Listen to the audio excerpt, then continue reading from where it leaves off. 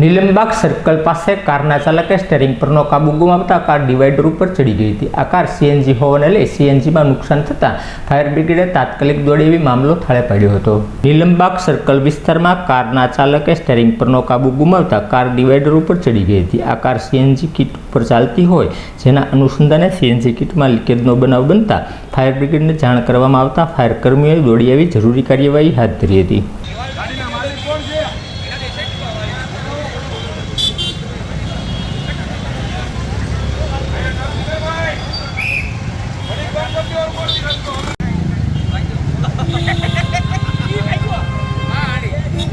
चाबी तो बंद कर दे, घनी हुई नहीं गाड़ी।